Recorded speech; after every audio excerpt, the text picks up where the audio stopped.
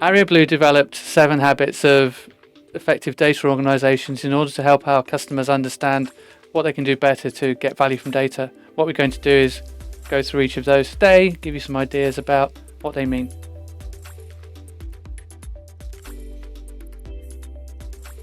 So it's really important as an organization to start thinking about data right from the top and drive culture that way.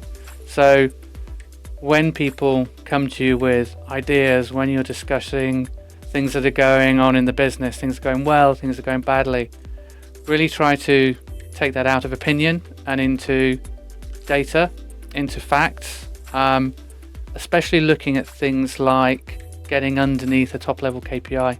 So KPI might be green, but actually some parts of the business aren't performing as well as others. So use data to get into that, to be curious, to try to drive into underlying trends, underlying patterns.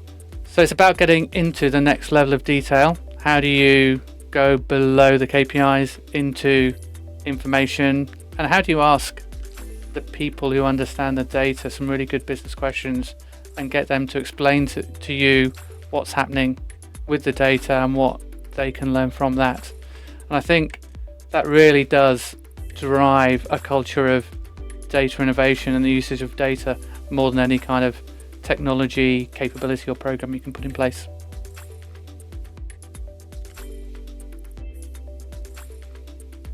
This one's quite challenging from the point of view of the organisation, the business just wants to get on with things, don't necessarily want to think about data. And if you're working somewhere where there's a lot of organisational blockers to working closely with the business, it can be quite challenging. So I think you've really got to, as a data organisation, think to yourself, how can I go and meet my business people where they are? How can I help them with the specific challenges they've got? And how can I do that quickly in an agile way as well? So I think really complex governance regimes in organisations make it really challenging sometimes to find the time and space to sit down with somebody, understand their problems, maybe spend 4 weeks with a small team of people looking at data and answering them. So I think you've really got to find ways to make that happen. At AreaBlue, we would sit down and have maybe a couple of hour conversations with people, get them thinking about current challenges and get some people in the room with data ideas who can help them to look beyond what they're currently doing and try and find some value from data and try and support the business in the challenges they've got now.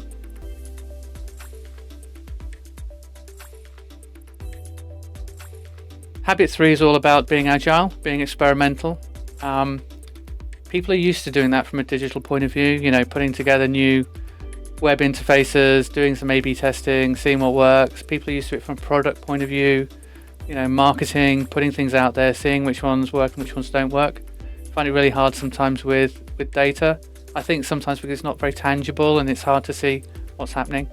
But really, be agile, focus on, like habit 2, focus on business value, but then do it in a way where you're learning fast. So I don't like the term fail fast, but I do like the term learn fast.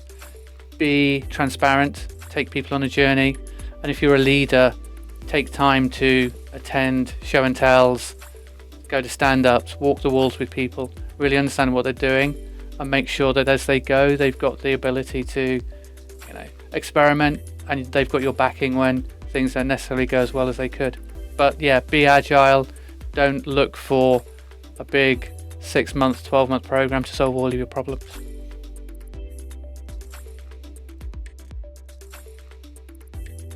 This is a really intentional thing you need to do. You can't just expect people to come to you and understand how to use data. You need to show them how to use it. You need to sit next to them. You need to have a program where you're supporting people with the tools, supporting people with the data they're going to use. You need to provide training. You need to provide day-to-day help. You really need to as well know that sometimes they'll get it wrong, but if you don't show them how to use the data, that'll be even worse. So yeah, really support getting out into the business, demystifying data and helping them do that.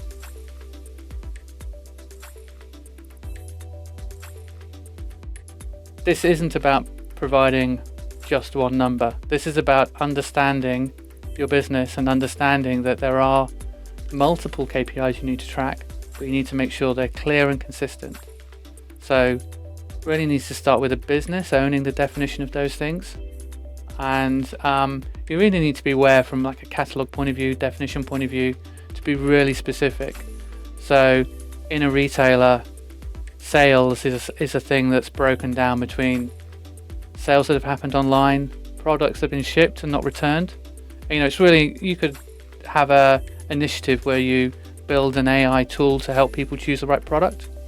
Overall sales might go down, but the number of products returned might also go down, which actually means you're selling the same amount making the same amount of money at the end of the day, and you're actually reducing your costs of shipping and the amount of stock you need to hold.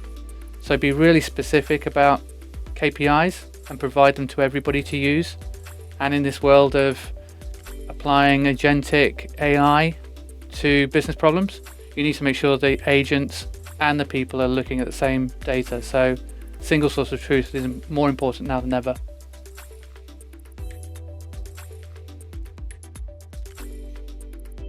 I think people often make the mistake of thinking of data governance as something that happens once a month in a meeting with some reports, with some discussion around policies, and that's really not what good governance is about. Good governance is about helping people to use data correctly, taking time to sit alongside them, making sure that data quality is good enough for the business process but doesn't become burdensome. So establishing trust in the data is super important, and you do that by getting everybody around the table, pulling people who have got expertise in, pulling governance people in, and working together with them on how do I get the best answer with the data that I'm currently using.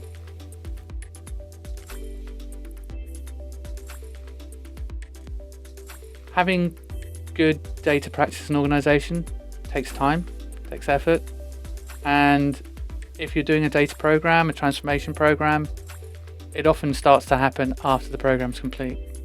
So building sustainable ways of working is about getting people to do the right thing all of the time, not about putting in place a change that happens once. So invest in people, invest in skills, invest in clarity of roles and responsibilities, and be aware that that will get you further in the long run than a big investment into a one-off change. So I think if you look at an organization and you say, how do I prioritize the 7 habits? It's really difficult. You kind of need to do a bit of all of them. But I think the sustainable working practices is really important. Getting everybody to do the right thing, getting everybody with the muscle memory, how to do their work is really important. Removing confusion around roles and responsibilities, accountabilities. So I think if you get that right, you can then work on how do you deliver value to the business at pace, and everything else just follows on from that.